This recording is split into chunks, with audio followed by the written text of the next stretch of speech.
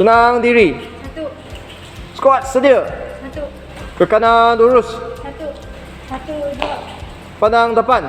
1, Bergerak ke kiri pusing. 1, 2, 1, Bergerak ke kanan ke belakang pusing. 1, 2, 1, Menghadap ke belakang ke kanan pusing. 1, 2, 1, Menghadap ke hadapan ke belakang pusing. 1, 2, 1. Dari kiri cepat jalan. Kiri, kiri, kiri, kanan, kiri. Hormat ke kanan, hormat. Squat, henti. Simpulan dan ikatan simpul mati. Ia digunakan untuk mematikan hujung tali, juga sebagai ikatan sementara di hujung tali agar tidak terburai jika hujung tali itu pecah. Simpulan dan ikatan simpul buku sila. Ia digunakan untuk menyambung dua tali yang sama saiz. Ia digunakan untuk mengikat bungkusan. Ia juga digunakan dalam pertolongan cemas, iaitu mengikat hujung kain dan tiga segi.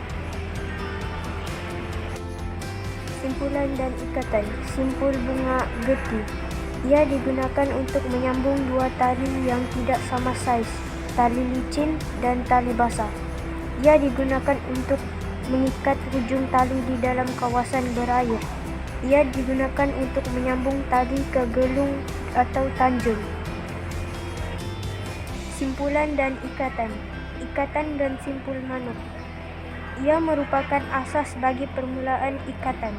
Ia digunakan untuk mengikat objek, pancang atau lain-lain.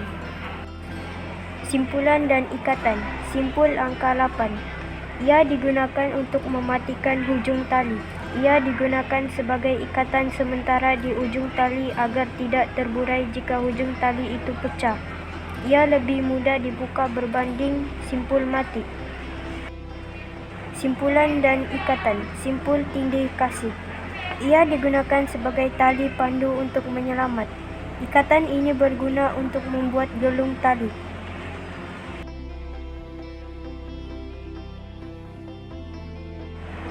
Simpulan dan ikatan simpul dan ikatan balak.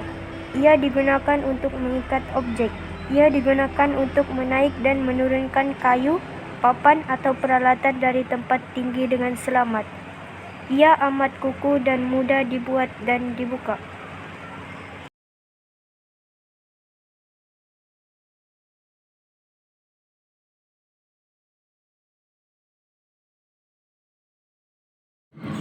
Plaster luka untuk menetapkan kedudukan pembobat dan memberi tekanan pada luka pendarahan. Plaster luka untuk menetapkan kedudukan pembobat dan memberi tekanan pada luka pendarahan. Pin keselamatan untuk menetapkan kedudukan kain anduh. Putik kapas untuk membersihkan luka pada tempat yang susah atau sempit.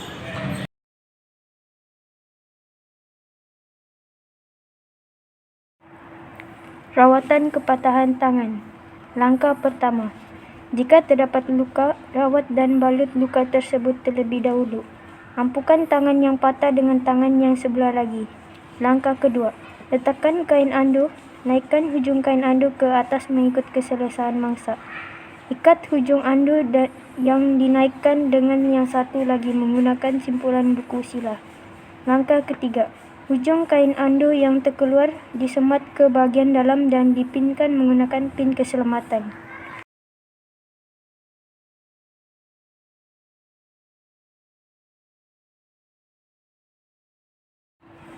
Rawatan kepatahan kaki. Langkah pertama, pastikan mangsa tidak banyak bergerak atau tidak bergerak. Pegang bahagian yang cedera dengan teguh. Langkah kedua, jika terdapat luka, hentikan pendarahan dan rawat luka tersebut terlebih dahulu. Langkah ketiga, cari sesuatu benda untuk dijadikan sebagai alat sokongan untuk bantu mengampu dan meluruskan kaki mangsa. Contoh benda yang dapat digunakan adalah surat khabar, kepingan papan, batang kayu, atau ranting yang kukuh. Letakkan bahan ampuh itu di bahagian sisi anggota yang cedera. Setelah itu, gunakan kain anduh untuk mengikat. Pastikan simpulan dibuat di bahagian anggota yang tidak cedera.